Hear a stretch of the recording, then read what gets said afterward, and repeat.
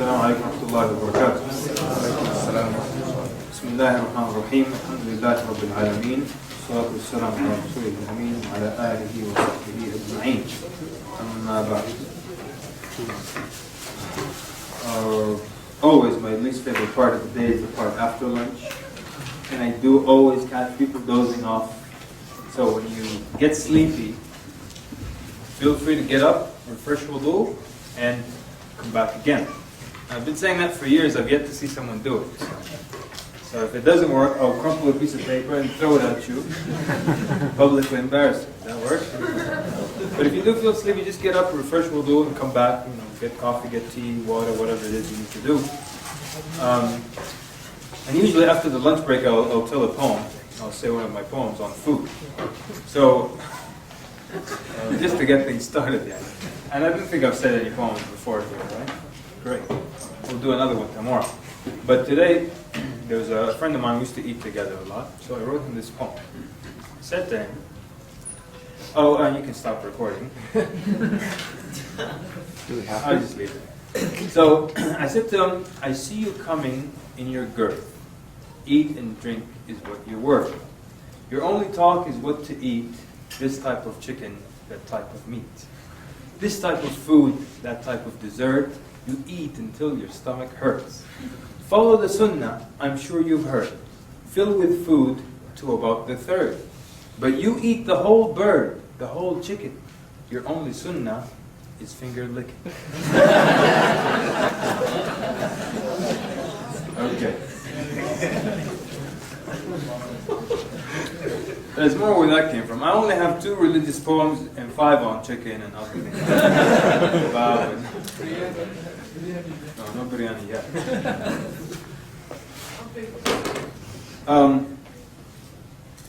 There's a DVD, a CD, audio CD. One of my favorites related to dawah. It's by Sheikh Walid Bassioun. Don't get me started on Sheikh Walid Bassioun. Sheikh Walid, that's all I have to say. It's called A Message from a New Muslim, or Message from a New Muslim. All right? You can get a hold of that. It's produced by Chinar Leaf. You can get a hold of that. It's just superb CD. It's basically, what I like about it, first of all, is they did a study. The Sheikh made a study before he just made the tape. He asked spoke to a lot of reverts, had a lot of questionnaires, and he found out the things that they go through when they become Muslim. And he put them in the audio. It's his voice. It's as if it's a new Muslim complaining to the Muslim community. It's superb. And these are actual problems that they go through. Message from a New Muslim, Sheikh Walid Bassioun. So if you can get a hold of that, listen to it, and it will help you deal with non-Muslims better. We were talking during lunch, and they were telling us about how some Muslims want to say the weirdest things during da'wah. I remember one time this guy became Muslim, so they had an iftar for Ramadan in his honor, and this other Muslim, other revert, wanted to sit next to him and talk to him about the deen and stuff. So he kept telling him, and this guy just became Muslim like a few days ago. He's telling him in Islam, for some reason he just chose tayammum to explain to this guy, this new Muslim. And this is how he worded it. He said, in Islam, when we can't find water to clean ourselves, we clean ourselves with dirt. And that guy was like, I see, okay. What kind of religion did I get myself into? If I can't find water, I take dirt and clean myself? He doesn't understand it. I mean, you know it's tayammum, it's just a quick wipe of the face and hands, that's it. This guy thinks maybe you gotta take dirt and just pour it over your head. So he listened to that tape, he discusses things like this. So, you discover that as a community, really, this whole da'wah thing, it's a community project. And it has to do with a lot of issues, from ilm, from patience, from tarbiyah, from wisdom. And so many times, this new revert might make a mistake in salah, and the uncle might smack him after the salah. Because, why did you do this thing correctly? I became Muslim 3 days ago. So our community is not even really ready and able to accept and receive these new Muslims. And wallahi, the complaints, I remember one time this guy took a Shahada in the masjid. And just look, within minutes, all the disagreements that he went through, within minutes. So The first guy came, shook his hand, congratulations, becoming Muslim. The next guy came, hugged him once, congratulations, becoming Muslim. Then the next guy comes, hugs him 3 times. And then the next guy comes, hugs him 3 times. Then he tells him, the Prophet ﷺ used to hug 3 times. Okay. So then I was watching this poor guy. The next guy comes, and he starts hugging the guy 3 times. And then he says, 3 times, right? The guy tells him, no, once. And already he's going through all this, you know? Or the thing about, remove the gold. And, the guy becomes Muslim and is like, tell him to take the gold off. Sheikh Jafar was telling us how some rich guy became Muslim in the Philippines, so he invited everyone to his mansion. And so during the dinner, he's passing out, food, drinks to everybody. And there was guys sitting next to the Sheikh. He told him, Sheikh, tell him about the gold ring. Tell him about the gold ring. Yeah, he became Muslim in the morning, ya akhi. This morning he became Muslim. Immediately you want him to take off the gold ring. But you don't even do things like that when it comes to you. And now a Muslim, born Muslim, practicing, you tell me, akhi, what you did is incorrect. There's actually a hadith in Bukhari. And they resist. They won't change. And you want this guy to change his life overnight. So there's a lot of wisdom involved with dealing with new Muslims. Message from a new Muslim, if you can get your hands on that, it's excellent. During the lunch break, one brother said that one time he was lowering his gaze and talking to, there were 2 women who was lowering his gaze and talking. One of them kept laughing. Probably he assumes he was laughing at the idea that he was not looking at her. So what do you do in a situation like that? I mean, basically, where is it? Okay, well anyways. What do you do there? Do you just ignore the laughter, or do you address it? Who would ignore it? Hands up. Who would address it? And who's just Canadian? Okay. All right. So a lot of people are undecided, right? Okay. Like those who would address it, what would you say? Yeah. Said I know it's funny. Sorry? You share with me what you're talking about. You teach kids or something? You're a 2nd grade teacher or something? Share the joke with the rest of the class? Following along with you. Okay, ask a question, see if they're following. But we're saying you said you would address it, right? Yes. So how do you address it? I mean, address it directly. I mean, Directly. yeah. Yes, sir. I know I'm kind of funny looking, but you don't have to laugh. I like that. I like humor with these things. I like humor. Like sometimes people tell me things like, if it's just waiting for the violence in Islam, or you guys have to, your religion commands you to kill people. And I always say, if our religion commanded us to kill people, we wouldn't be talking right now. I don't do that part, but I do say that. I just added that last part for the laughs. Yeah. So good. So I like that. It's a joke. It could work very well. Funny looking. Anyone else? Anyone else? All right. Now, yeah, go ahead. On regards to that, would you like me to tell you, would you like me to tell you why I'm not looking like what is not useful? Okay, so that you're going to address it directly, because your brother had a decent hunch that she was laughing because he's lowering his gaze. So then address it. Look, there is no script. I mean, I could never imagine myself standing in front of 2 people while one of them is just giggling and laughing her heart out at me, and I'm just not commenting. I'm following my script. There is no script. I'll stop and find out what she's doing. Well, what's the matter with you? In a nice way. So, find out what it is. There's no script here. I mean, I just can't just sit there and someone giggling at me the whole time and I never address it. And maybe it's not the gaze thing. Maybe I need to find out what it is. Plus, do you think someone who's laughing, who ridicules you to the point where they're laughing at you might become Muslim? Probably not. Probably not. So let me fix that issue. So if you think my religion is a joke because of what I'm doing, most likely you probably won't become Muslim unless I address that issue. So address the issue. There is no script. Okay, and address it however you want, and you would ask, are you whatever way you want to ask. Are you laughing because I'm not looking at you, or may I ask what's funny? You can say that. You may ask what's funny. Okay. But where was we? Don'ts. All right. Now I can easily take all the do's and reverse them and say these are the don'ts. Right. I think there's only one repetition in here because there's something else about it. So, we already discussed the first one. Second one, don't use annoying approaches. I'm going to skip the example there. It's just a funny story, but I'm skipping it. Don't be evasive. Isn't that the opposite of be straightforward? It is, right? So why did I put it here again? Because when you're evasive, it adds another... you know what I mean when I say don't be evasive. And someone asks you a certain question about, let's say, the Prophet ﷺ and the age of Aisha, and then you don't answer that question, you move around to something else. They catch that. They're not dumb. They'll catch that. And they'll think, oh, I got him. And his religion doesn't have an answer for this. And they don't have a good explanation. That's why. So I'm putting it here because it adds another element. When you're not being straightforward, you're being evasive, it adds this other element that you have a religion with a lot of holes in it and you don't want to address an issue because you don't have a good answer for that issue. I remember one time this da'iyah was being evasive. This guy says, look, answer my question. Wait, I'll come to your question. There's a building in the desert. He has this analogy he loves. He wants to use it even though it's not the appropriate place. And that guy started to smirk like, okay, I got him. He can't answer me. That's why he's going on to something else. So he thought in his mind, khalas, I destroyed this Muslim.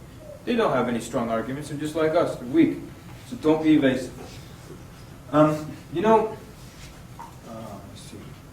Yeah, so, by the way, for example, the golden rule, you apply that in that scenario. You don't apply it in every scenario.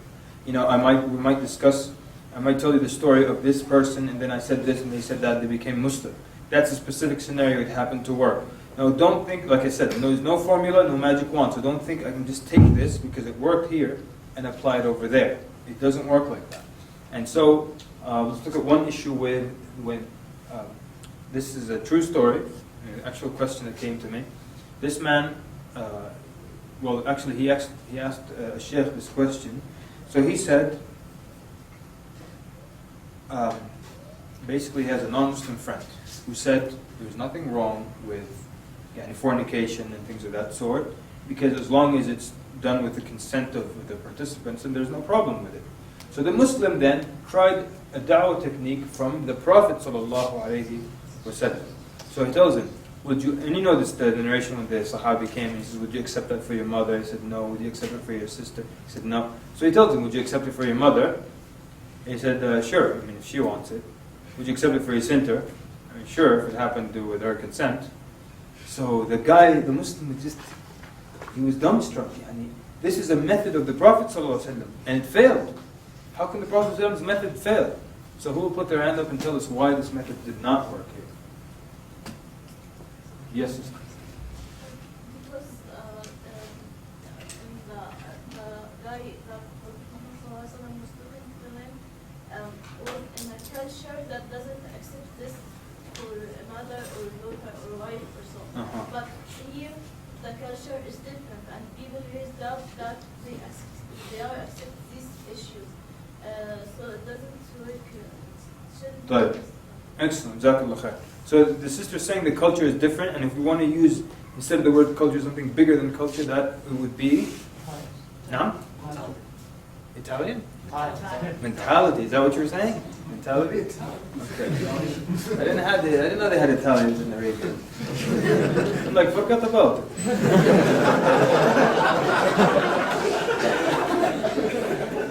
But you gotta like that one.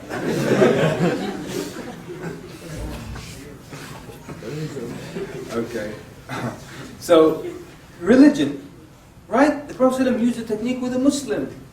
First of all, understands halal, haram, understands haya, understands obedience to Allah, understands all these things. And he was coming to get a rukhsa, like an allowance from the Prophet ﷺ. But it worked because he had all these, he knew jealousy, envy, ghayra, all these things he had. That's why it worked here. So the mistake the Muslim was making, he took a method, something that worked on, the Prophet ﷺ used it on a Muslim, and he was trying to apply it to a non-Muslim.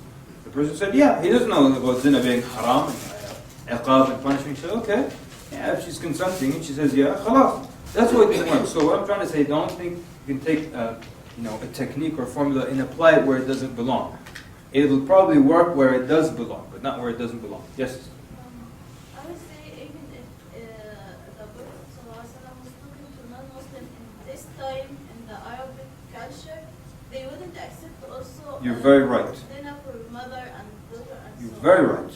And I think you all know this. Sometimes you find books that exaggerate about Jahiliyyah time, until the zina was rampant and stuff. You know, when the Prophet came, the Prophet came to get the pledge from the women after the conquering of Mecca, amongst the things, the conditions was that they do not commit zina. So Hind bint Utbah radiallahu anha, she said, أَوَ تَزْنِ الْحُرَّةِ? Free woman commits zina? Can you imagine in Jahiliyyah, a free woman didn't commit zina? And now look what's happening to the Muslims. So yeah, that's very true. So the cultural argument does hold. Yeah? But, and I use the religion more so because, because now these arguments are just all over the place, and you might find people here and there from this culture making the same argument. But Prophet uses it on a Muslim, and here now this is a person living in this time, different culture, different religion. So it won't necessarily be applicable just as is. Take it from here, copy and paste. Right. So what I meant by that last point, let's not push in technique, is that it's not really technique. It's just that an argument that when you're trying to get someone to accept Islam because he has the ingredients or she has the ingredients, always a Muslim jumps in and stops you. No, don't push him. Do you see me pushing him? You're the one pushing. No one's pushing over here. So I'm just talking to the person. And I don't know how it works in Canada, but in the States you really can't push people. You can't. They'll tell you in so many ways that if they're not interested. And they'll tell you in French and they'll use sign language as well. So it's not like you can push someone to become Muslim, force him to wear a kufi and grow his beard and come to the masjid. You can't.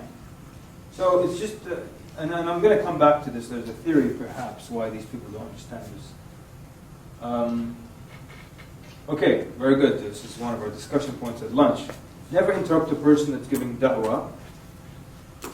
And don't do this when you have your Muslim Awareness Week, and everybody's going to be involved in it. Even if you're not officially someone standing behind the da'wah table, you're still involved in Muslim Awareness Week. Am I right? Yeah, because you're inviting people to it, you're letting your classmates know about it, you're inviting your friend, you're saying everybody come. Even though you're not speaking, you're not possibly giving da'wah, but you're helping.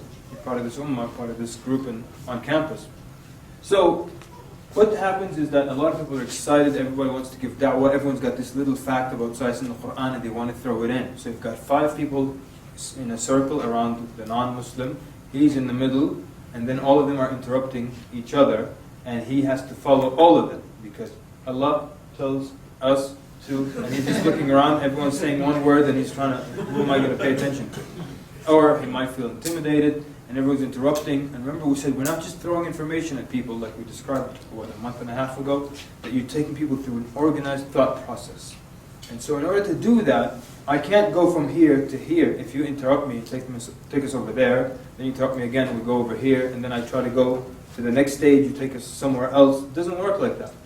And the story goes, there was this event at a masjid, and I was trying to give da'wah to someone, talking about Tawheed, working my way to the prophets, the pillars, and there was this MD, doctor, and this guy basically, he had some scientific fact in the Quran about chlorophyll. He was itching just to get it out. He thought, mashallah, this will bring him to Islam. So I'm talking about Tawheed, he interrupts me. And I don't know where the thought is that when, no matter what I'm talking about, how does it work when you just interrupt someone? And then they're giving that, you interrupt, you jump in with some fact. You don't do that with anything else in life. Anyways, so this guy jumps in talking about chlorophyll in the Quran. He was just waiting for me to breathe so he could interrupt me while I'm catching my breath about chlorophyll in the Quran. Now I was talking about the miracle of green chlorophyll. The guy didn't even look interested. So what? Chlorophyll. Then I'm waiting for him to breathe. He takes his breath, I jumped in immediately. So anyways, going back to our topic, we're saying that, this, that. Then he's waiting for me. The minute I catch my breath, he jumps in with about chlorophyll again. How do I get rid of this guy? So until finally I saw one of my partners. Because if the partner was there, he would fix it immediately. That's why it's so good to have a partner. None of my partners were there. Then I saw one of them from the distance. And all we had to do was lock eyes. And that's it. I didn't have to wink. That's it. The minute he saw me, he knew what was going on. He came immediately and pulled the doctor aside about the chlorophyll, and then I finished talking about the guy. So don't do this to each other. Don't interrupt. You have a great point. You're itching to get it out. Guess what? There's 1,001 other people. You can go tell them about it. You don't have to interrupt this guy, and you're going to come and ruin my catch. I worked hard and I caught this guy. He was walking, I caught him when I'm stopping to talk to him. You go catch your own guy. Go get your own prospect and give him dawah. All right? But unless, like, what's a very good reason? Like, they overlook a certain point, the prospect asked them a certain question, but they didn't get it. But you got it.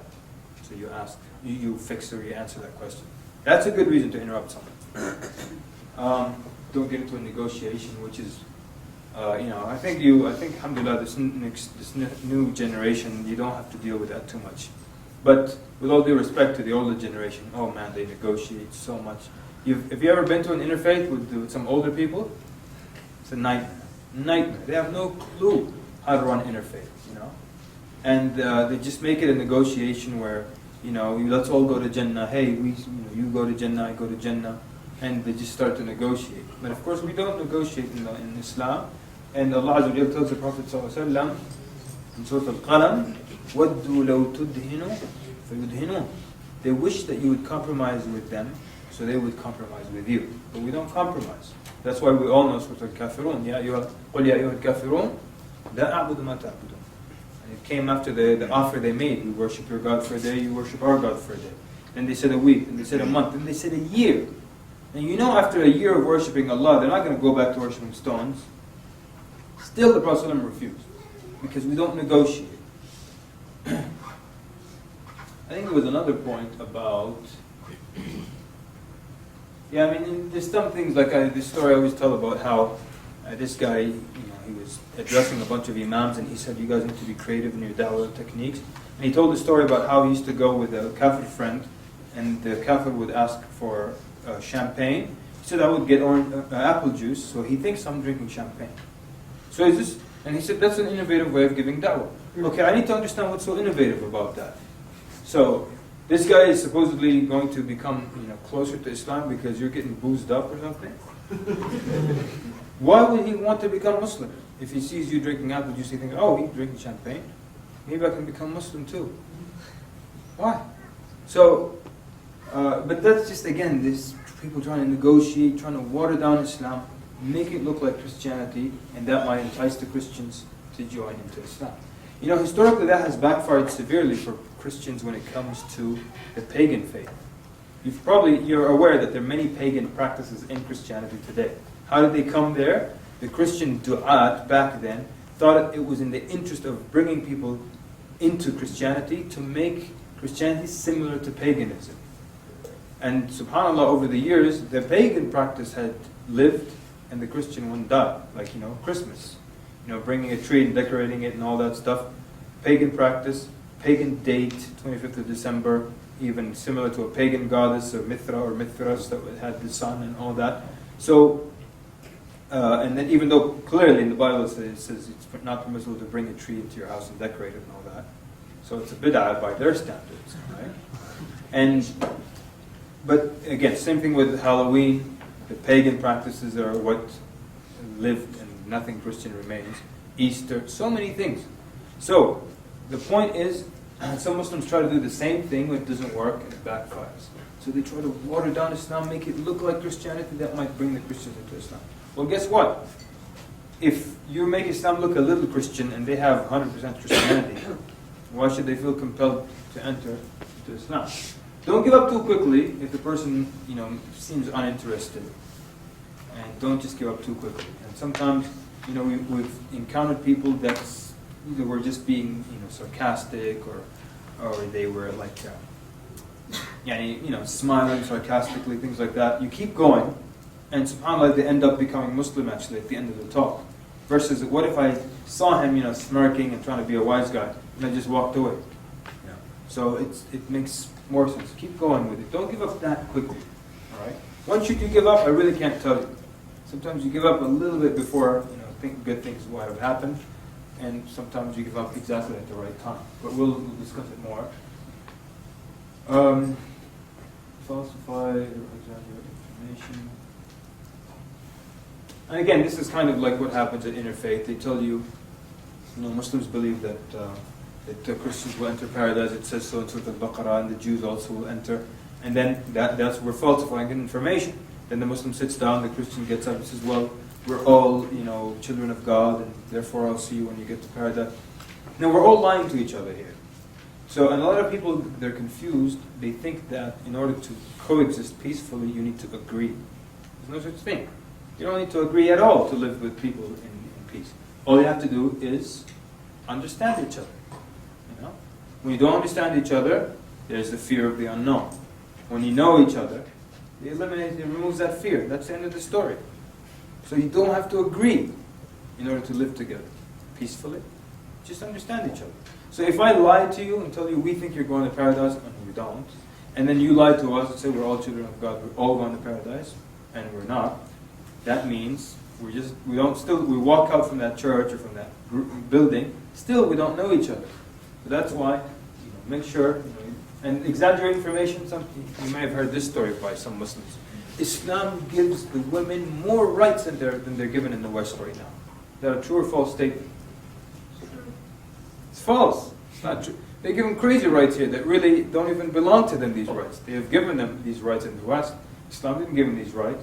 Allah gives them the rights that they deserve. But they went overboard. So it's not a true statement. It's an exaggeration. We don't want to exaggerate. We'll tell it as it is. We don't need gimmicks ever to spread Islam. But what I'm saying by change the method, not the message, it's that same message. It comes to you through internet, audio tape, CD, speaker, live speaker, microphones, dawah in the street, dawah at the university, whatever it is, but the message is the same. It can come through video, through radio, but the message is the same. But the method can change, not a problem. So, because this came about one time, someone was telling me there was something wrong with the dawah table, and maybe we're not saying the right thing. But if you're talking about tawheed and pillars, you for sure are talking about the right thing. Maybe you need a different method. That's it. Something to attract them. That's all. But yeah, and I think we discussed that. That's the interfaith thing. Don't misrepresent. Islam says sometimes. Okay, what if someone comes to you and says, what will happen? What do you Muslims believe will happen to us Christians? Somebody answer that question. Yes, sir. You're going to hell. Okay, thank you. Anyone want to word it differently? Same meaning? Yes, sir. You won't be resurrected. Sorry? You won't be resurrected. You will not be resurrected? They will be resurrected. Christians will be resurrected. The Mormons? Because if they won't be resurrected, then it's not a bad deal. As a Christian, you have to deal with the Day of Judgment, right? Yeah? If you don't submit to the will of Allah, it will not be accepted on the day of Okay, good. Yes, sir? If you die worshipping more than one God, Mhm. you're going to hell. If you die worshipping one God. Okay, good. Yes, sir? Any Christian, Muslim, Jew, atheist, or anyone who dies associating partners with God and not worshiping God alone will burn in hell. I like that. You like what the brother Shiraz was saying? He added Muslim, which makes it like it's not saying just you. I like that. I've never heard that before, but it's good. Anyone else like that? Wow, tough. I like that too. Thank you, sir. Thank you very much. It's nice. Okay, sister, in the back, and then we'll come to you. Well, I think we're saying the same thing. Can you repeat it? Because we just hear it. Oh, sorry. Is that what you were going to say? He's saying that anyone, whether Muslim, Christian, Jew, or so, who dies associating others in worship with Allah will go to the hellfire. So he even put Muslim in there, which is a true statement. So he's saying it's not just us versus you. But now, let me tell you something. Most of the time when a Christian asks you this question, let's say it's a Christian, they're really just trying to see what you're going to say. They're just trying to see if you have the guts. Because they know the answer. You think they don't know the answer? Do you really think they don't know the answer? You don't? You do? They know the answer, most likely. Why? Because they know that just about every faith believes they're right and everyone else is wrong. If they're right, they're going to paradise and everyone else is going to the other place. Because if we're the only ones who are right, but we're all going to paradise, it really means we're all right. They know this concept, people. It's not going to be like, well, I never. They know it. They know it. So they just try to say how brave you are, how you're going to word it, are you going to be diplomatic or not. Because if you ask them, where are the Muslims going? You guys will burn in hell. You know, when the rapture comes, we'll all be raised to the cloud, the Muslims will be nuked, and then when all the nuclear stuff is gone, we come back to earth and live peacefully. Okay, that's nice. Let me tell you how it's going to go down. Anyway, the point is, just in a nice way. Now, we need to note here that you can't tell them where they're going, right? In Islam, we say in general, you know, Jews, Christians will not go to paradise, but we don't say this guy won't go to paradise. And I can't say, you know, George Bush will go to the hellfire, right? I can hope. I'm kidding. But you can't for sure say this guy will go to that. You can't. But you, as a collectively, as a group, people who commit shirk, yes, they will go to the hell. Don't make the kafir come through with this kufr. This is a rule one of the du'at made. It's just really good. If you tell them, when you're kufr, you'll be all right, you go to paradise, what's the need for them to become Muslim? And tell them, you know, the Quran says Jews and Christians will enter paradise. So, you want to become Muslim? Well, no, you just gave me the dalil that I enter paradise, so why should I become Muslim? Don't make a judgment based on looks. Have you ever done that? You looked at someone and said, I won't waste my time with him. Ever done that? Yes. Anybody? Just a few people? Okay. What did that person look like? That you want to share? And what was it about them? Just a homeless guy. None? A homeless guy. Okay, homeless guy. Okay. What about you? Ahmed? Same. Same thing? Okay. Anything beyond homeless that you just felt, Yes, sir? There's a person dressed up in this emo Gothic kind of thing, black on black, black nails, black teeth, everything, yeah? What? Classmates. Classmate? Yeah. What was about their look that made you just not? Steve. His teeth? What are you doing, a dental commercial? The guy has rotted teeth, you won't give him dawah? You don't want to talk to him. Maybe he has bad breath, I don't want to give him dawah. By the way, tic-tacs are your friend when it comes to dawah. Have mercy on people. Okay, all right. So, you know what? Remember at the beginning, that hidayatul irshad, hidayatul tawfiq. You just have to direct people to the truth. That's your job. Doesn't matter what they look like. Doesn't matter. And the example I give, because this guy really looked extreme. We were at the Million Family March. This guy, tall, pale, white guy, big guy, wearing a sleeveless shirt, got tattoos from his neck all the way to his wrists. You know, all kinds of devils and all kinds of weird things. He's got, his front 4 teeth, all gold. He's got bandanas, piercings, anywhere you could put one on your face. All right? And white contact lenses. White contact lenses. Just imagine what this guy looks like. Pale with all the blue and white contact lenses, gold and piercings. And he's walking like this. And I took a look at him. I saw him coming. And then I looked over here. I saw a man and his wife. I saw the birds singing. I saw the butterflies. Why would I waste my time with this guy? I actually looked at it and said, I don't have time for this shaitan. And I went over to these guys. And I spoke to them for a little bit. When I turned my head, a brother was calling us to hear him take the Shahada. He said, I got out of bed today searching for Allah. That's what he said. Got out of bed searching for Allah. And Allah brought him to some Muslims giving da'wah. He became Muslim quickly. And then he was telling us this. He said, look, I don't want to just do this right now and forget about it. He says, I want to become a good Muslim. I want to learn to pray. I want to become an excellent Muslim. I lost out on that good Shahada because I made a judgment based on looks. So I learned from that day, no matter what the person looks like, I'm going to give them da'wah. I don't care if they have a telephone pole through their nose, I'll give them da'wah. Okay.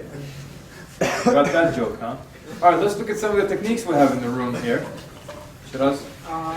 What if you're giving dawah, like you don't have a partner, it's like Islamic Women's Weekends, it's everywhere, it's all mixed, it's like many people. And another brother comes, like you're talking to a non-Muslim and another brother comes and just observes. He's just there. He's not in, he doesn't interrupt, he doesn't move, he just sits there and observes. No problem. One guy, right? Yeah. No. Another guy comes, I think maybe 3 is probably, at least in the States, 3 is not pushing it too much. I don't know what it is in Canada, but 3 is not bad. But what if you see 4 or 5 and you're alone, right? But someone across the room from the other table sees 5 people and you around someone, he might actually go to them. And he knows the other 4 are spectators. He might pull them aside and say, look, we don't want more than 2 people crowding around 1 person.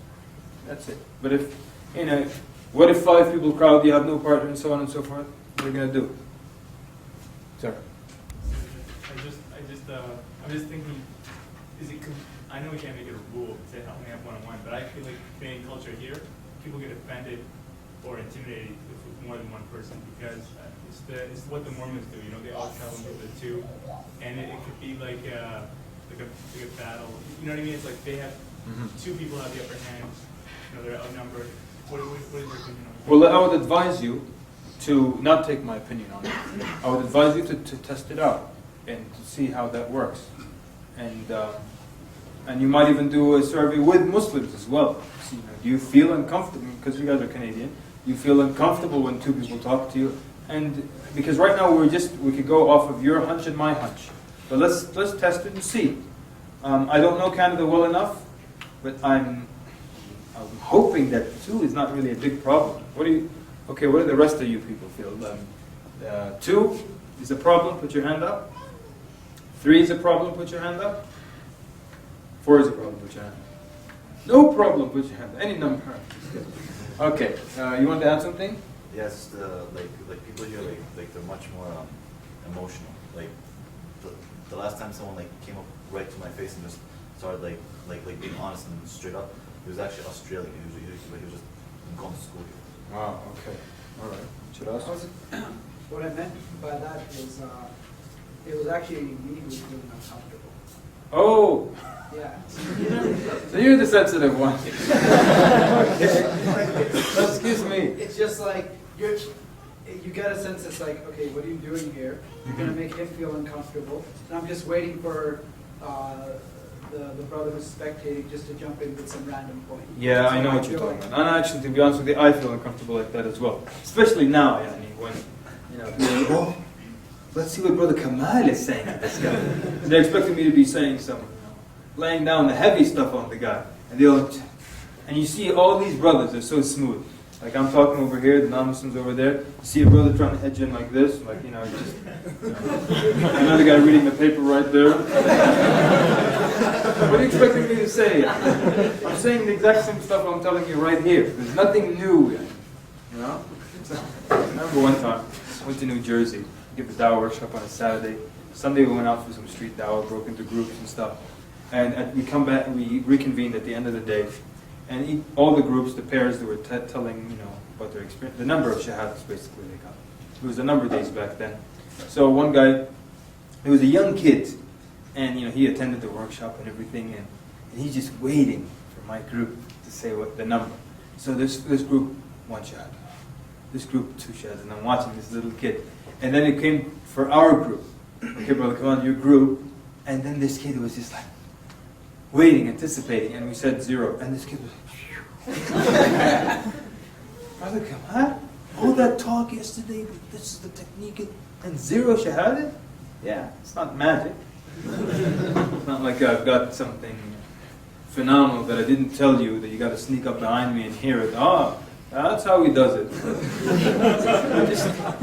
Remember, Allah does the rest, you do your part. Yes, sir. The question is, say, lots of times people raise this question about Rasul marrying Aisha. So if you're saying that you don't want to be evasive and stuff like that, you address it. How do you address the issue not being evasive? I'm talking about maybe just to give an example specific for this issue. Right. Well, okay. All these issues we're going to come and answer them, inshallah. What I'm trying to do right now is tell you that if someone does ask you a question about an issue, you address that issue. Don't try to run around and escape it. How we address the issue, that's when we're going to discuss later on. But for now, what I want you to know is if someone asks you a question, don't escape it. It looks very bad. So answer the question. You might say, well, I don't know the answer. That's what we're coming to tomorrow, I think, inshallah. Yes, sir. What about having more than more than one non-Muslim Christian? What about having more than one wife? What did you say? Yes, kidding, sisters. Yes, kidding. I love love how when I do these things, all my jokes, like most of the sisters just don't find them funny. Go ahead. What about having more than one non-Muslim listening to you? Like, two or three? Fine. Fine. Is that, you think But if they start to, affect each other with their negativity, it's good to split them apart if you can. But if you can't, fine, talk to them. You can talk to 50 at one time if you want to. It's not an issue yet. It's not. Because then you might have to address every one of them. Yeah, it's sometimes not everything is within your control. It's not like you can always get the ideal da'wah situation. Sometimes you start talking to one guy, and he's actually there with 19 of his beer buddies, and they're all hammered or whatever. And what are you going to do now? You can't always get it the way you want. So you deal with your situation. I have two questions. Fadal. The first one is that when you are talking about like going out in groups, what is the minimum number of brothers are actually going in one group? And the maximum number? They break up into groups of 2, pairs. Just Okay. 1, 2, that's it. But your whole crew, let's say you took a bus of 50 people to hit this, let's say Central Park in New York, a big place, and then they break up into groups of 2. That's it. Okay, but then when you come back, you're reporting to one Amir or something, or? We're just sharing. You can have an Amir if you want, but we're just talking about, we all sit down. I usually insist that the du'at come and sit and talk after the event, because if we're at 10 groups and we all spent 1 hour out there, if I get this person says, this group tells us the report, this guy asked us this tough question, this is how we answered it, or how do you think we could have answered it, and then we all put our, do the input. So when you share, when all the 10 groups talk about their 1 hour of experience, it's as if you got 10 hours of experience from their feedback. That's why, by the way, if you look at any salespeople in the audience, men or women, great. Now, I don't know which kind of environment you work in, but a lot of times you'll find that within a sales team or sales force, they have the short cubicles. The cubicle wall doesn't extend above the desk. Purposely, they do that for the sales team. Why? They want the sales team to talk together. They also sometimes give them breaks, companies, where it's all sales oriented. They give them lunch break together. They want them to talk so they can share different techniques. So we use the same technique with dua. I want to hear your experience. I'll learn from it, And, I'll learn your way. And that's why, honestly, that's why tomorrow I will ask you how you would answer the question. And so many times I would hear such a perspective that I never considered before, Over the years I've got some excellent responses, things I never considered. So I benefit from your experience, and you benefit from my experience. And then, just like the sales team, the sales force. So that's, go ahead. The second question is, do you have some sort of like arrangement, just like for the brothers? Do you also recommend the same stuff for the sisters as well, or? Yeah, most of the things that we're talking about today and tomorrow can be done by brothers and sisters. Okay, like I wouldn't recommend sisters have a weekly or a daily table in front of a metro station or bus station, But I would recommend they do that in probably a school or a safer place, something like that. But generally, for the most part, most of the things that the men can do, the sisters can do. Sometimes there's some things to tweak here and there. Allah Ta'ala. There was another question, yes, sister? I don't know if this is as much of a question as an observation, but in my personal experience living in Canada, a lot of times they're really afraid to offend. So whenever they want to ask me questions, they're always like, well, I don't mean to offend. And I find that they're a lot more anxious. I don't know how to get them comfortable. And I let them know that it's always okay to ask. But That's it. That's the right way. There's nothing you can do beyond that. You just, no question is offensive, and no question is not a good question, and that's what I'm here for. Feel free, please, to talk to me. Just like that. Use their name. Do all these things. Smile. Do all these things that will get them to try to open up to you a little bit. So that's it. There's nothing beyond that I know of that you can do. Okay. Let's look at some creativity over here. Handshakes. I'm talking about men with women and women shaking hands with men. What are your ways of avoiding handshakes? Share with us. Yes, sir. I just sneeze. You're serious, huh? That's actually one of my jokes that I tell you. Because there's a guy who said that. Said, when a woman comes, I start going, and like, hi, how are you? So now she doesn't want to try to shake that hand. So you actually do sneeze, huh? Okay, good. Can you do a good sounding, not now, but can you do a good sounding sneeze? No? Because my fake sneeze sounds really fake. You know? I don't think. But if you could pull off a good one, and you put glue between your hands, so when you're holding it,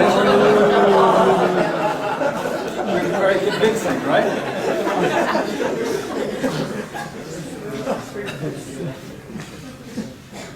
Other techniques, yes, sir. Candy in your pocket. Have candy in your pocket and you give it. Okay, all right. So you must walk around with a full bag of all the time. You know? Anytime you see a woman. Good, yes, sir. This is kind of like a technique Mm-hmm. that involves like it's not true, but it's something that I improvised. Uh-huh. But my friend improvised it, and I use a lot. So Okay. the way it comes to shake my hand with the other hand, you say that in Islam or in my culture, you're not allowed to shake hands, please hands, except if their wife, I mean if their husband is Mhm. beside them, or allows us. If the husband is besides them? Yes, beside them. No, actually, even then, it can't happen. But okay. But so what the brother's doing, but Jazakallah khair though, he's going now the other route, the explaining. So now let's hear specifically some explanations, some just explanations for now. How would you explain it verbally? Brother told me at a job interview, Uh-huh. he just said, because of Islam's respect for women, I don't shake. Nice. Because of Islam's respect for women, I don't shake hands with women. Nice. What else? Verbally now. Yes, sir. I don't believe I have the right to touch. Oh, there you go. Where'd you get that from? Huh? Audio CD I listened to. What's that? Just the CD I listened to a while back. Really? Yeah, his name, you might know him actually, the speaker. Uh-huh. The course is called Giving Shahada. You're joking, right? You're joking, right? No, I got that from you already. Okay. All right. Now, all right. Fine. Exactly. Yeah. So this brother is a poet, and he words it so nicely. He says, "I don't have the right to touch you." And so people are like, "Wow, oh, I didn't know it was that special." It's very nice. What are the explanations? Sir, can you repeat that? We can't hear you. I said, this brother says, "I don't have the right to touch to women," and they feel that's very honored and respected. It's kind of nice. He doesn't have to go through the whole list, and but we can, aunts we can shake hands with, cousins no, but so it's kind of nice and quick, and at the same time very, I don't know what the word is, not romantic, but flowery. Anyone else? Yes, sir. I just said, please forgive me. I like you, man. Please forgive me. Just don't. Just forgive me. All right. Okay, good. What else? And how does that work for you? She just smiled. Yes? Just a question, what about if it's the reverse versus? I'm waiting for sisters to say something. What do you say? Because you could say the same things, In Islam, we're not allowed to touch or shake hands with the opposite thing, Yeah? Go ahead. I would respect my religious, I don't shake hands with men. Okay, and that will work. I think most people will understand that. So it's a religious thing, and you're politely apologizing that you're not going to be shaking my hand. They'll accept that. Yes? We are wearing the gloves. Sorry? Yeah. No, still. Even if you're wearing gloves. Just. Now, of course, please, and I know one time I asked, we're trying to think of creative alternatives. One time some guy put his hand up and said, well, Sheikh so-and-so gave a fatwa that it's okay. I understand that. There's a fatwa for everything. We're trying to be creative beyond. I'm not trying to be rude. I'm just trying to say we're trying to be creative beyond the fatwa. Because I could have just said in the beginning, avoiding handshakes, Sheikh so-and-so said there's a fatwa you can shake hands. Okay, next point. But I'm trying to be creative here beyond the fatwa. Yes, sister? Okay, so maybe the sister saw that these are a little apologetic, and even though others amongst us might see it as just an explanation, but you might have something, more of an explanation and, according to you, less of an apology. If you do, then feel free to use that. If you feel that yours is a bit apologetic, you might, kick it up a notch or something like that. Yeah? I would say, I don't mean to offend you, but in my religion, we're not allowed to shake hands. Okay, very nice. Yes, sir? Or just give her a pamphlet, keep their hands busy. Very good. Yes? Explanations. I don't think I will have any problem telling her the same thing that the brother said. Uh-huh. Because I was taking a class here in Calgary, and I had a Jewish guy sitting beside me, old beard, practicing Jewish, and the teacher was trying to shake his hand because we were playing a role, and he told him, I'm very sorry not to offend you, but it's religious purposes, I can't shake your hand. Excellent. It's a Jewish person right beside me. Good. So I don't think it's any problem. Jazakallah khair. Excellent.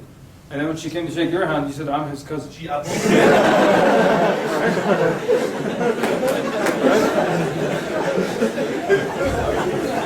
Actually, she apologized for that. Uh-huh, there you go. Excellent. So, Very good, Tayyib. Excellent. Jazakallah khair. Now, very good, very creative crowd.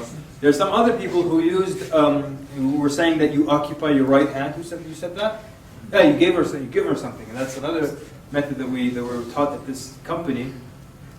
He said when it was a Muslim company, so they said if a woman extends her hand to shake your hand, you put your business card in her hand, and then you turn her attention to the card. So, and it works so wonderfully. So as she extends her hand, you say, well, I'm Kamal, that's my name, that's fine. You turn the attention to the card, because if you just give her the card, she might take it and then put her hand. What do? You smack it over.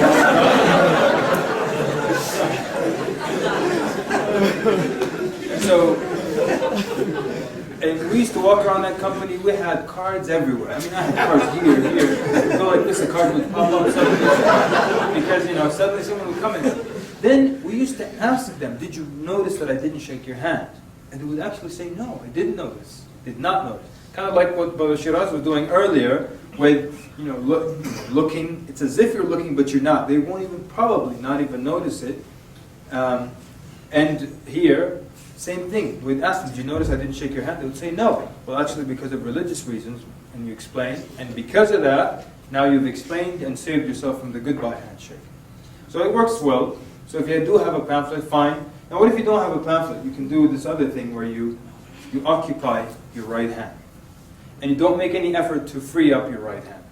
And you start the greeting. Because there's a greeting with the handshake and there's one without. So if you come up to someone like this, they might expect that you quickly free up your right hand and shake their hand, right? But what if you come up to them like that, for example? And you say, hi, how are you? I'm the one who called you on the phone. My name is so-and-so. And you're doing this, like very clearly, or suppose even your left hand's in your pocket. I'm not making any effort to free up my right hand, And you will actually see them, they will look at your hand, and then they start to free up the right hand, and then they leave it alone, I used to work somewhere, a lot of salespeople would try to come and get our business, and a lot of times saleswomen would come.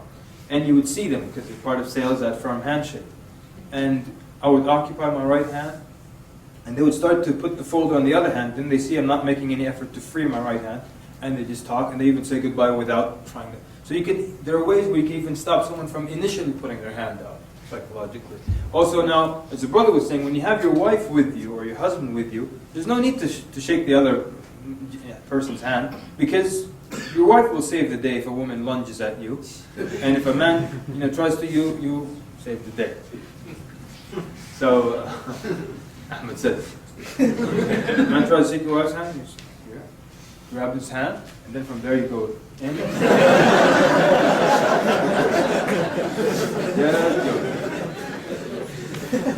We just want to stay awake after lunch, that's all. Alright, so that's as far as the handshakes. How about anything else that I forgot with the handshake? Yes? Well, sometimes people feel offended, like, if they reach out to shake your hand, they feel like you're disrespecting them by not doing it. And that's why you try to keep your explanation as nice, as sweet as possible. And in the end, what are you going to do? If you're one of those people who want compromise there, what are you going to do? I would rather offend them than offend Allah at some point, Go ahead. Actually, I think these days people have a lot more cultural sensitivity than we give them Much credit for. more, yes. And actually, they would be more interested. A lot of times when I say, sorry, I can't shake hands, they're like, oh, really, why? And then they actually ask, especially if they're business people, because they don't want to offend someone else later on. Right. Very good. Excellent. So, it's very true. Go to an Arab country and you refuse to shake a woman's hand. Oh, the things that you'll hear. What, am I a dog? Am I impure? What's the matter with you? Kuffar don't say these things to me. You're saying this to me. And one time, true story. Go ahead, sister. The issue that some Muslims don't think that shaking hand is haram. So when you are telling non-Muslims that you are not supposed to shake hand because of religion, issue and then he go to another Muslim And they shake hands. They shake hands. So what are you talking about? Why you are not united on something? Well, yeah. And actually I found that Muslims get offended by refusing to shake their hand more than non-Muslims. Yes, that's true. That's true. So basically, what if sometimes you refuse to shake a woman's hand? She says, well, I have a lot of Muslim friends, and they shake my hand. Tell them, well, they're different. I'm actually a kind of Muslim. I'm called fundamentalist Wahhabi Muslim.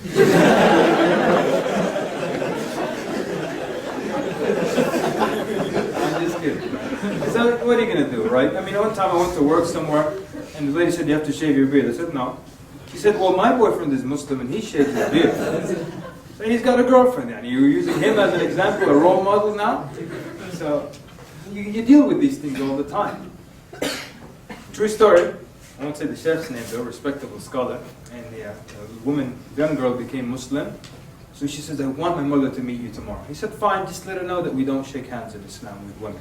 So the next day, the girl brought her mother, and her mother came to the sheikh, and she said, my daughter tells me, you guys don't shake hands. Quickly hugged the sheikh.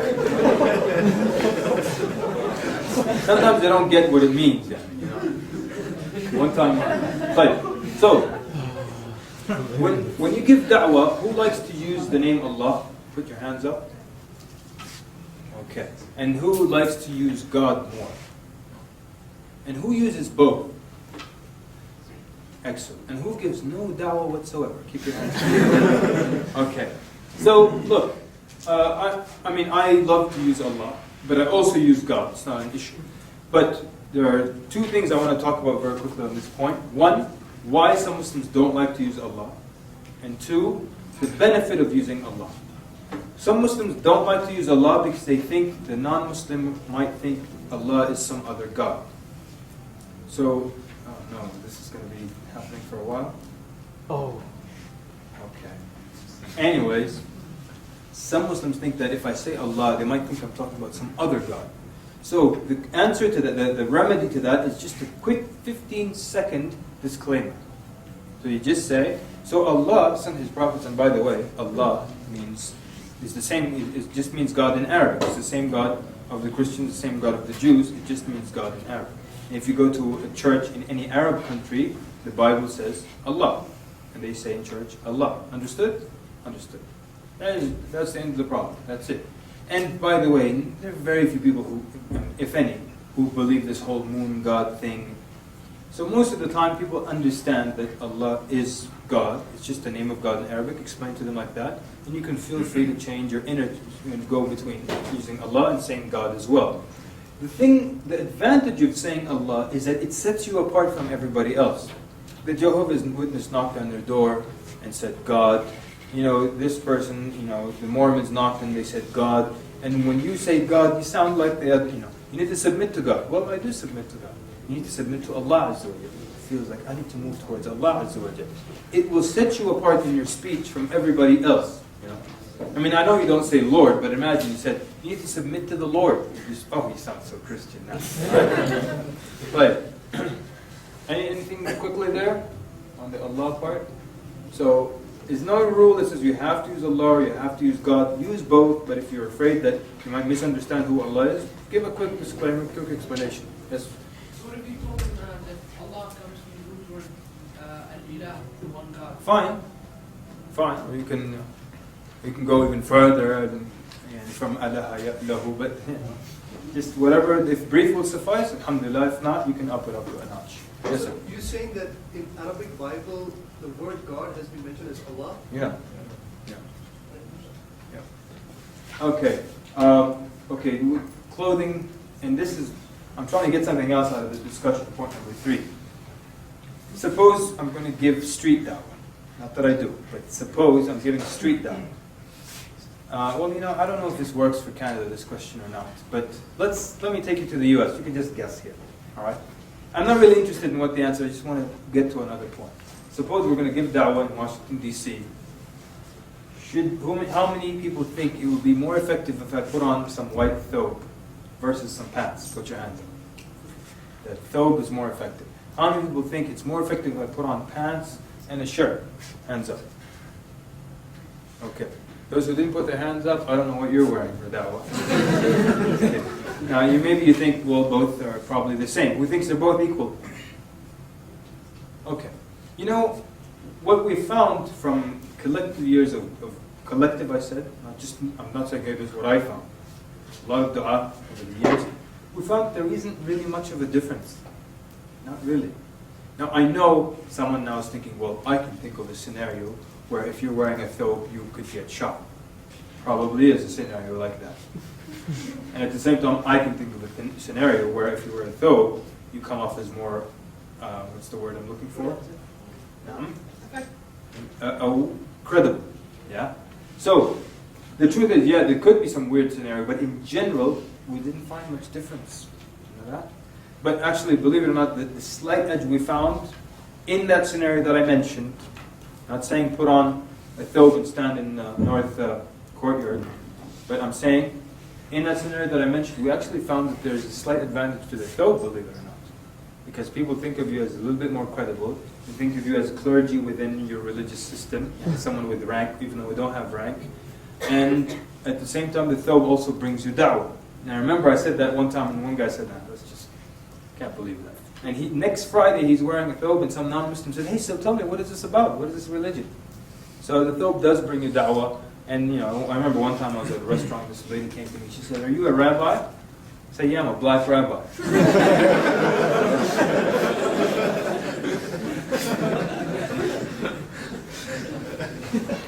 All right. Can you be aggressive sometimes in da'wah? Yes?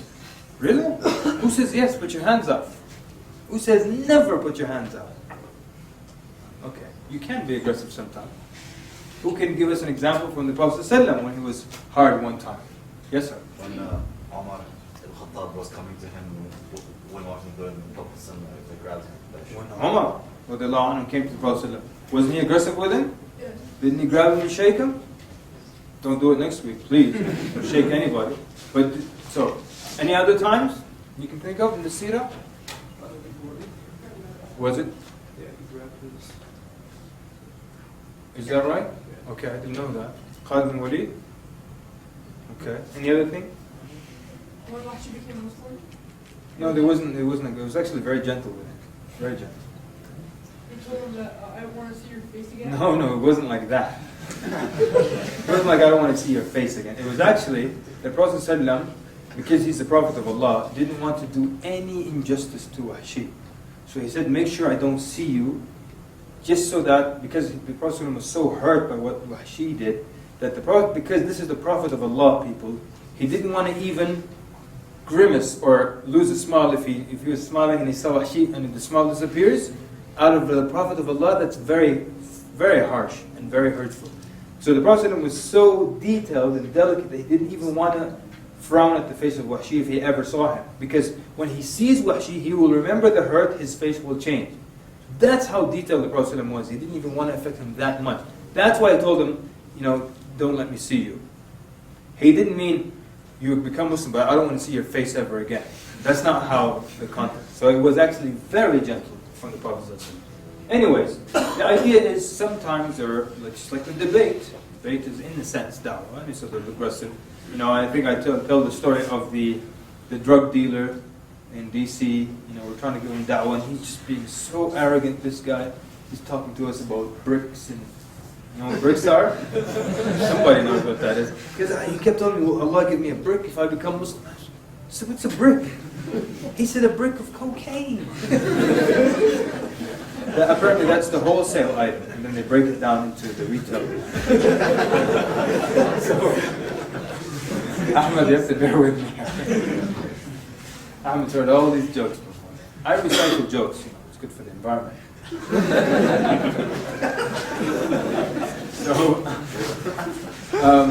Anyway, so we got really aggressive with this guy. I mean, he was just constantly making fun of us, had his beer in his hand. I said, "Oh yeah? Alright." So I started to let him have it about the questions in the grave and so on and so forth. When we left, he was just standing just like this. You couldn't speak, We had to, as the brother said, we had to shock him out of his comfort zone.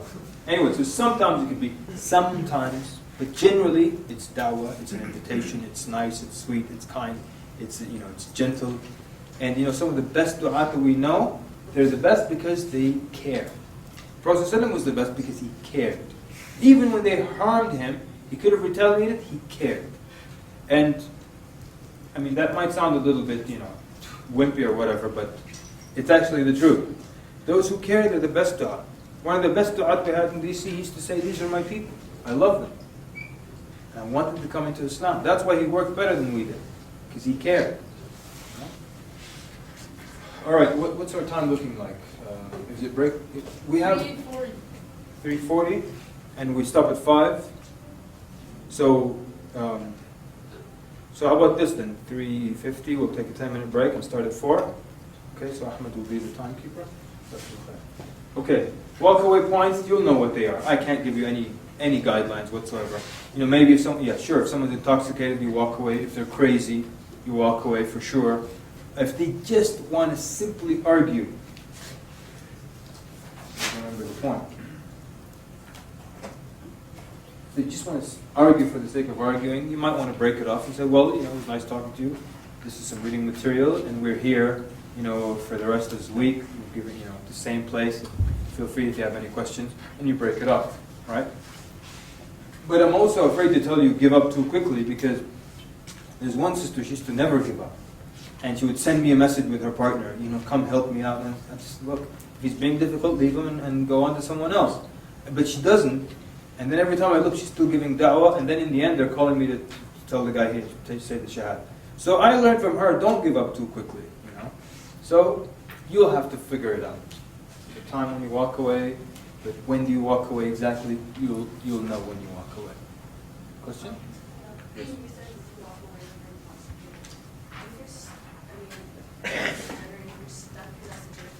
Sorry, I can't hear you. If you're intoxicated, opposite gender, and you're stuck with them in a situation for a bus ride or something, and they're actually asking something pertaining to Islam and religion, where do you draw the line as a sister? If they're intoxicated? Yeah, and they're asking about your hijab, of all things. Okay. Well, there's. I guess we need to define how. I hate to use these terms, but we have to, let's say, determine if the person is tipsy, or hammered, or wasted, or I don't know, all these other terms that they have. So if you're just tipsy, I think you could probably keep. As a brother, I don't know. I can't give you a fatwa, but as a brother, if someone's a bit tipsy, you can keep talking to them. If they're with their mental faculties are there, they understand what you're saying. If they're a little beyond, if they're beyond, understanding, and tomorrow they won't recall any of this, don't waste time. I don't care what he's asking about. Tell me about the form of that. Sure, some other time. So I wouldn't waste my time if someone is beyond the point of comprehending what I'm saying. But as a sister, especially, I think in your scenario you didn't say that you're alone with the person, right? Because I would say get out of there, and the guy's drunk already. That's not a good situation. But if it's a public place, he's a little bit beyond comprehending what you're saying. Don't waste any time. Say contact the MSA tomorrow when you sober up. Take a cold shower, drink some coffee, then talk to somebody else. So what else is okay? That if you look at the ayat that mention da'wah, they all say, look at this verse, ادعوا إلى سبيل ربك, right? بالحكمة والموعظة الحسنة وجادلهم بالتي هي أحسن. Call to the way of your Lord. ومن أحسن ممن دعا إلى الله. Whoever calls to Allah. So when it says دعا إلى الله, ادعوا إلى سبيل ربك, it's telling you, it's an indication that there is ikhlas there, because you're calling to Allah Azza wa Jal. And when it's for Allah Azza wa Jal, it's not about you. It's not about your ego. You don't get personally offended if someone, and this is the key, if someone refuses to take your pamphlet. You don't get upset if someone, makes an argument and he's just trying to, and he's got an ego and he says something that attacks your pride. You don't get offended, because it's all about Allah Azza wa Jal. It's all for the sake of Allah Azza wa Jal. That's what ikhlas is, the most important part in your da'wah. The most important thing. But of course it's also one of the most difficult things as well. So set out doing it for the sake of Allah. The whole week, this whole week is for the sake of Allah Azza wa Jal. I'm calling to the religion of Allah Azza wa Jal, to the deen of Muhammad Sallallahu Alaihi Wasallam. So therefore, if the person refuses, I did my job. Okay? It's not about my reputation as a da'iyah, that I'm going to be the best da'iyah out of the students, that I have the largest number of shahadas. That's why this whole number thing doesn't work. Not only does it push you to get cheap quality shahadas for the sake of counting the numbers, but it's not about you. It's about the religion of Allah Azza wa Jal. And that's why if there's ikhlas, so many things won't matter. So many things won't matter. Your title, the name on the poster, all these things don't matter if it's for the sake of Allah Azza wa Jal. So, the good news is you can always refresh your niyyah and renew your niyyah in Islam. So for example, you decide, okay, for this whole week, I'm going to be giving da'wah with the MSA, Islam Awareness Week, it's all for the sake of Allah Azza wa Jal. Tuesday, things start to creep into your niyyah, right? Because you got one or two shahadas, and then all the brothers are like, wow, you're the best amongst us. And we all want to spend some time and learn from your techniques and get some of your barakah and all that. So now things start to get to your head. Good news is, Tuesday night, you can refresh your intention, renew your intention for Wednesday morning. And so constantly don't let the shaitan come to you from this door. Always refresh your intention, renew your intention. Remind yourself that it's about Allah, it's for the religion of Allah, it's not about you, your reputation, or what have you. So, what are the, can I see the first slides? Thank you, sir.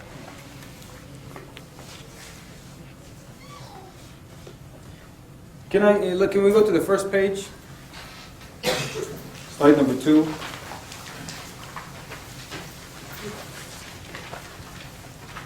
Look at that verse.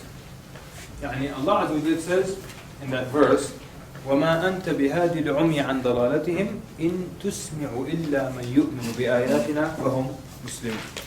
So you cannot guide the blind from their straying. You can only cause them to hear, the proofs, the ayat. You can only cause them to see these signs, or to hear these signs, or to know these signs. That's your job, to direct them to that, to let them know that. I'm sorry, can I see that? And we said that one, مَنْ أَحْسَنُ قَوْلًا مِمَّنْ دَعَا إِلَى اللَّهِ, it's for the sake of Allah Azza wa Jal. And at the same time, the third slide there, on the last one on that page, you see the rewards. You see the rewards of da'wah. And it just keeps multiplying, and it keeps going on and on. If you bring one person to Islam, there's one brother who's very business-minded, and he showed me this idea that he had of, and if two people become Muslim, or if one person becomes Muslim, then he marries, and they have children, and they raise them upon Islam, within 10 years, the number of suppose each, they just get 2 children, the number of offspring and reward that will be related to you is phenomenal. Within 10 years, how many people have become Muslim because of you, and your reward keeps going. Then he does it within 50 years, within 100 years, and it comes up to be a huge number of people. You're in your grave and you're still getting good reward, Now, but what if the Prophet ﷺ said, for Allah to guide one person through you is better for you than the whole world and everything that's in it, or better for you than the best of wealth.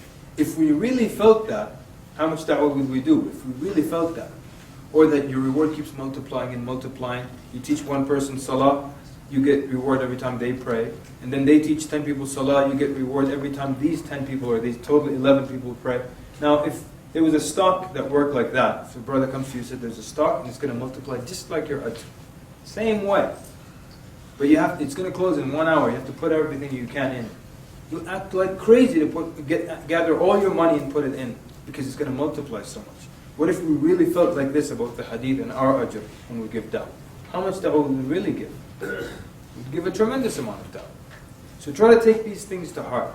Do it for the sake of Allah. Do it seeking the reward with Allah Azza wa Jal. Let me see.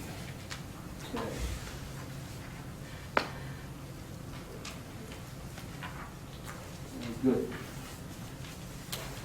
What if someone is being very argumentative with you? 5 minutes? Okay. What are ways you can stop someone from arguing with you? Just like that guy, Yes, sir? Basically, asking what's your main issue or something, just to clarify what he wants to go about, and then answer that question, things like that. Okay, that's nice. I've never heard that. Just to break him like he's saying something, so, or maybe just to make him not confident about his argument. Say something like, say, okay, I didn't understand what you're talking about the whole time. So like, I didn't understand your point, but you can go back or something. Or maybe I can clarify back what you're saying, so that he stops. So everything you say, he argues. You know. Okay, so you say there's one God. Well, how do you know? Well, we have the. Well, how do you know that? How do you know this? How do you know? What if they're just arguing with you so much? So good. Okay, so you're saying what are you really looking for? What's your issue, huh? But yes. Rephrase what he says to you. Sorry. Rephrase what he says to you. Okay, but it's not just he's just repeating one argument. He is, which is you're right. If that was the case, if that were the case. But here he keeps whatever you say, he's just jumping on it. And they actually took us to a place like this one time. These people were arguing over every little point. And we just came up with one sentence. Every time we'd say it, they would stop arguing. Yes, sir? I would say, I don't understand what you're saying. Okay. And that would stop it from arguing. And then start talking about. Okay. But, yes? What do you hope to gain? What do you hope to gain, huh? Yeah. What do you hope to gain from arguing with me like this, huh? Okay. Anyone else? Sisters? Someone keeps arguing with you, yes? You're wrong, huh? Wow. Okay. You married, sister? That's kidding. I push it sometimes. They just come out. The husband's in the room, he's probably I don't know that, sister. Because now we know what you go through at home. You're always wrong. Yes, sir. You tell him, like, there's one God, he's like, how do you know that? I'll be like, how do you know when there's one God? Okay, you throw a question back at them. But they're still going to keep going. How do you stop them from being argumentative? Yes? You can just say, okay, why don't you think about what I told you, and I'll think about what you're saying, and then we can be able to. I like that. Very nice. Never heard that one before. Yes, sir. Argue back. Argue back? You're trying to stop him from arguing. You argue back? You're actually letting him win now. Ahmed? Let him answer his own question. See, like, what do you think? Why do you think we do this? Nice. I like that. Why do you think we're doing this? Was just Tom straight up and not here to argue. Oh, I like that. What is that? You missed it? Come He said, just say I'm not here to argue. And that's what we were doing. This was Austin, Texas. They took us to this place. Everybody was arguing. The minute you just start to speak, they argue with you. So we were just ending it the whole day. We were just telling people, look, I'm not here to argue with you. And they would say, me neither, go ahead. What if you look, what are the chances you tell someone, look, I'm not here to argue, and they say, well, I am. There's not much of a chance. But if someone, because one time it did happen to me actually. I thought I was all smart. I said, I'm not here to argue. He said, I am. So, well, that makes life easy for me. Because if you're only here to argue, then we can't get anywhere. Because you're just going to argue. If I give you the truth, you're going to argue. So let's do this this was a coworker. So I said, let's do this at another time when you really want to find out what the truth is. Okay, I don't want to argue. I ended it because he just told me, look, I'm going to be a jerk today. So, okay, I'll end it. But what the brother said, tell him, look, I'm not here to argue. Most people, especially the stranger, will say, well, wallahi, they used to tell, I'm telling you, we did it a number of times at that one place, and they would say, I'm sorry, go ahead. Or like, me neither, go ahead. You know, that's it. You start arguing, you lose. You did what they wanted you to do. There's another way also. You can just totally ignore the fact that they're being argumentative. You just say, just take it easy, just take your time, or let me finish the point, and like that. Yes, sir? Perhaps you could give them an analogy that could make them understand why there's no point to argue. And one Imam, I think it was Muhammad Sharif, gave the analogy of cup. If you flip it upside down, you pour water won't get through. So that's basically the point of argument. Oh, so you're telling that's an analogy to deal with argumentation? Okay, great. You could give them that analogy as well. Very nice. Okay, so let me